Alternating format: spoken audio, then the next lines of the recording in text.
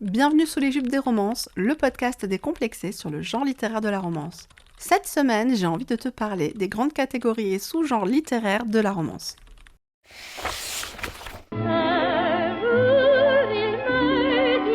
T'as de beaux yeux, tu sais.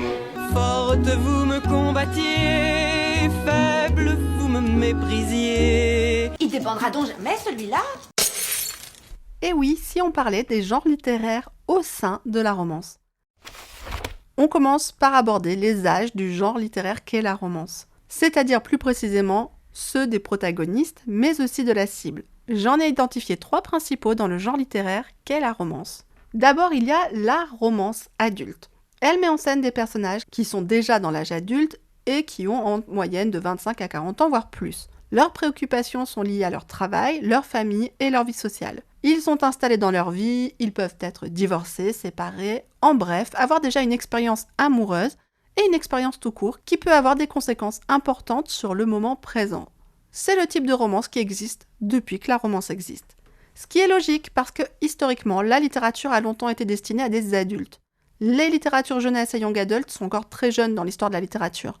La catégorie adulte est la plus ancienne et donc la plus riche en histoire déjà écrite. Elle va surtout cibler des lectrices de 20 ans environ, mais n'a pas de limite parce que finalement elle concerne et touche tout le monde à partir du moment où on est entré dans la vie active. Ce qui n'empêche pas un lectorat plus jeune d'y avoir accès, mais selon le genre et le sous-genre, ça peut être un souci. Le deuxième âge est celui de la romance new adult. Elle met en scène, comme son nom veut le dire en anglais, des nouveaux adultes qui ont entre 18 et 25 ans. On entend par là le moment entre la fin de l'adolescence et l'entrée dans la vie active, cette fameuse période de transition. C'est pour ça que la plupart du temps, l'histoire prend place dans un contexte tel que la fac, le début d'un nouveau travail, le moment finalement où le jeune de 18 ans prend son indépendance et apprend à gérer seul son quotidien. Le genre s'est popularisé aux États-Unis vers 2010, il est arrivé quelques plus tard en France où il a explosé, et d'ailleurs aujourd'hui il est toujours très populaire. Les lectrices de romance étant de plus en plus jeunes, le genre répond à un besoin d'identification et de compréhension des milieux abordés.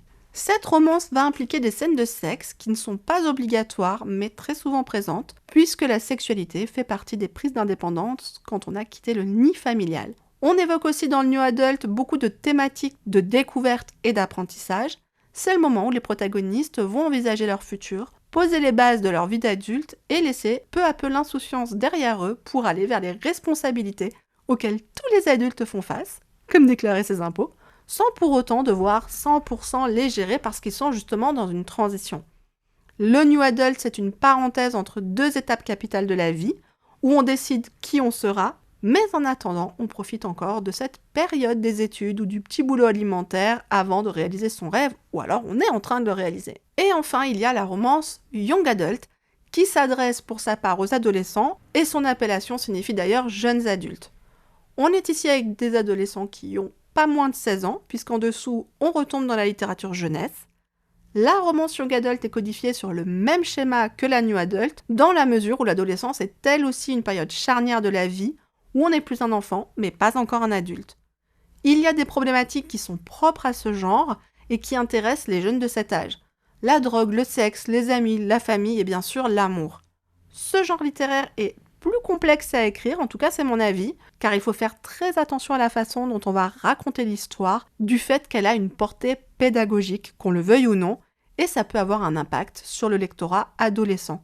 C'est pour ça que ce genre répond à un cahier des charges qui lui est propre, même si effectivement il y a un très grand lectorat adulte qui lit du young adult. On distingue ensuite 2 grands univers dans la romance. Il y a la romance de l'imaginaire d'un côté et la romance réaliste, qui vont d'ailleurs à peu près engendrer les mêmes sous-genres. La romance réaliste, c'est la plus évidente puisqu'elle se déroule dans notre monde et tu n'as rien à inventer concernant le contexte. Écrire une romance réaliste, ça implique de placer son histoire dans un milieu qui existe, tout comme tout ce qui va composer la toile de fond de ton histoire. Tu peux totalement inventer une ville ou même un pays du moment qu'il est réaliste. C'est ce qu'a fait par exemple Jack Ronover dans sa série Bad, où elle a inventé une ville pour contextualiser ses histoires. Tout est réaliste dans sa ville, on ne peut simplement pas la trouver sur une carte. En ce qui concerne l'imaginaire, les genres sont extrêmement nombreux et complexes, surtout qu'ils dépendent de subtilités qui sont parfois loin d'être évidentes. Les genres de romance imaginaire les plus fréquents sont la romance paranormale, la romance fantastique et la beat lit. Je dois t'avouer que j'avais moi-même du mal au début à distinguer ces genres littéraires. Après une discussion avec une éditrice spécialisée aux éditions Flammarion, voici ce que j'en ai conclu. Dans la romance paranormale, le contexte reste en fond par rapport à l'histoire d'amour. C'est-à-dire qu'on va se concentrer sur la relation du couple et que tout ce qui se passe à côté n'est pas primordial. C'est important bien sûr, mais pas primordial. En d'autres termes, on pourrait tout à fait retranscrire l'histoire dans un autre contexte. C'est possible, ça se joue, du moment qu'on conserve son évolution. Alors que dans la romance fantastique, même si bien sûr l'histoire d'amour comme d'habitude reste au centre, on intègre un contexte bien plus fouillé et détaillé qui va avoir un réel impact sur le couple.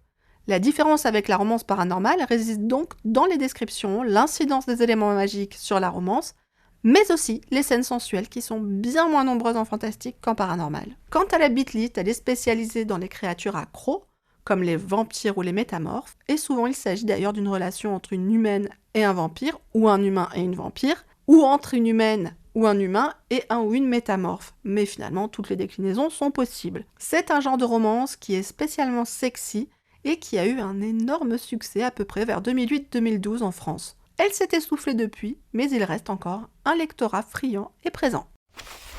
Concernant les grandes périodes, on en distingue deux. Au-delà de 50 ans, on convient qu'on est dans la romance historique, et toutes les histoires qui prennent place après sont considérées comme de la romance contemporaine.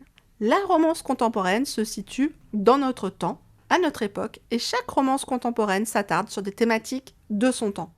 Par exemple, une romance contemporaine écrite dans les années 80 ne va bien entendu pas parler d'iPhone, de Covid ou encore de millionnaires qui s'offrent des voyages dans l'espace, alors qu'une romance contemporaine écrite en 2020 peut aborder ces sujets. Contemporain signifie qui est de la même époque que, pour simplifier, et donc chaque décennie dite contemporaine est différente de la précédente et de la suivante. C'est pour ça que finalement la romance contemporaine est le genre de romance qui a le moins de longévité. Elle s'adapte à son époque, qui dure quand même pas mal de temps, mais en contrepartie elle ne vieillit pas toujours très bien, un peu comme les téléphones à clapper. Mais ça peut aussi être le cas de la romance historique, comme nous le prouvent les couvertures des romances historiques des années 80 avec Fabio. Si tu ne vois pas de quoi je parle, je t'invite à cliquer dans la description. Mais même si la romance historique est plus pérenne, elle évolue également avec son temps et les mentalités. Heureusement d'ailleurs. Mais si on reste fidèle à l'époque évoquée, alors il est logique que c'est intemporel dans le sens où, pour éviter les anachronismes, il faut respecter certains codes qui ne sont pas aussi contraignants en contemporaine. Bien entendu, quand on va dans le détail, la distinction ne se fait pas uniquement entre passé et présent. Par exemple, certains événements historiques représentent à eux seuls une époque et un style de romance historique. Je pense par exemple à la romance Regency, aux romances situées durant la Seconde Guerre mondiale ou la Première, les romances historiques de l'époque victorienne, les romances avec évidemment des Highlanders, que ce soit ceux des premières ou des deuxièmes guerres d'indépendance d'Écosse, tout comme on a aussi les romances historiques spécialisées dans les Vikings, etc., etc. La liste est longue et ce sujet à lui seul mériterait une formation dédiée. On passe ensuite aux sous-genres littéraires au sein du genre littéraire de la romance.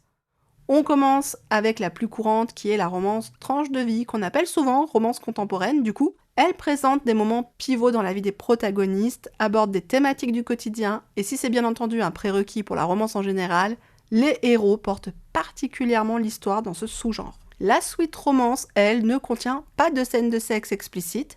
On va y éviter les dramas et les prises de tête. Sweet veut dire doux ou sucré en anglais, donc ça définit parfaitement le genre. La romance slow burn, dans celle-ci il n'y a pas de coup de foudre, l'histoire d'amour se met en place lentement mais sûrement, les sentiments se développent progressivement et bien souvent les protagonistes sont amis avant de tomber amoureux.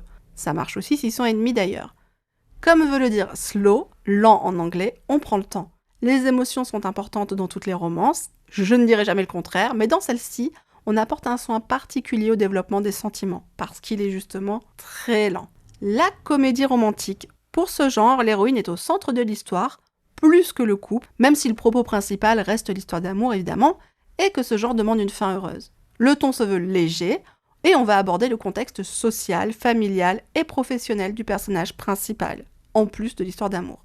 Bien souvent d'ailleurs, on constate que tout est lié. La chick lit s'apparente aussi à la comédie romantique, mais contient un peu plus d'humour.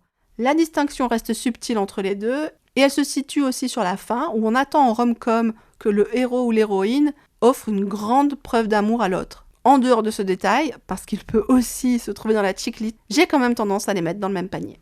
Dans le romantique suspense, le contexte est important et s'ajoute au code de base de la romance. En général, on aborde les forces de l'ordre et tout ce qui est assimilé, milieu militaire, espionnage, etc. Mais aussi du côté des vilains, avec les gangs et les organisations criminelles, comme les clubs de bikers ou la mafia. Il y a souvent une enquête solide, mais elle reste toujours en fond. La relation amoureuse doit être au centre et ne pas devenir anecdotique au profit du milieu abordé. Le contexte sert toujours à porter la romance, pas à lui faire de l'ombre. On passe à la romance érotique. Comme son nom l'indique, les scènes de sexe sont obligatoires et détaillées. Tous les milieux peuvent mettre en scène une romance érotique, mais on retrouve souvent des protagonistes de pouvoir, comme des millionnaires, des hommes ou des femmes d'affaires, etc.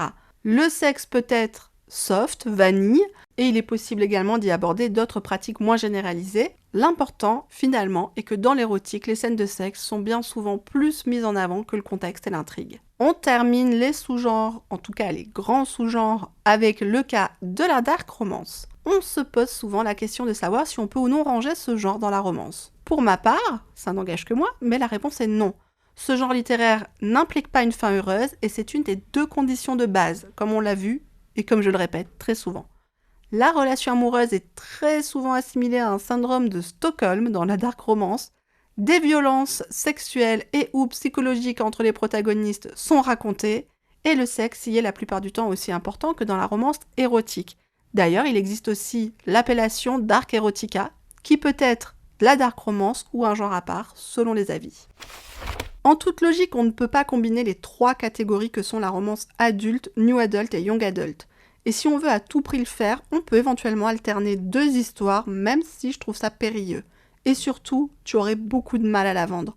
Parce que tu occuperais alors deux grandes cases de romance, et en ciblant trop de monde, on ne cible personne.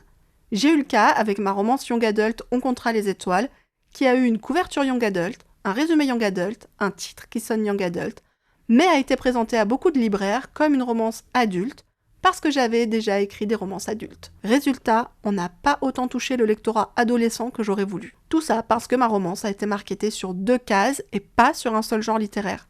C'est bien sûr un peu différent si tu choisis volontairement de le faire, mais tu risques de tirer une balle dans le pied de la promo autour de ta romance.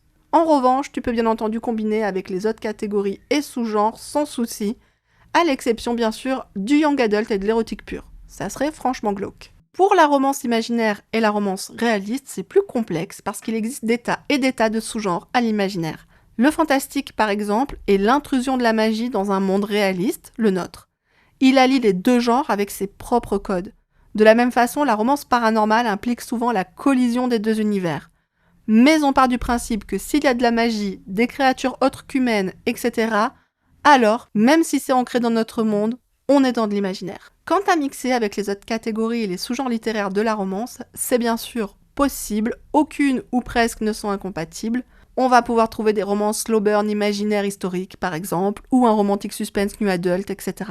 Mixer les époques est possible également, et ça se fait d'ailleurs souvent. Pense par exemple aux histoires qui démarrent dans notre époque. Quelqu'un va trouver un paquet de lettres qui viennent du passé, on va suivre l'histoire d'hier et d'aujourd'hui en parallèle et avancer comme ça. Malgré tout, je te conseille de mettre en avant une époque pour faciliter, comme toujours, le marketing. Il est bien sûr possible, comme je te disais, de combiner les sous-genres littéraires de la romance. Mais on arrive au bout de cet épisode.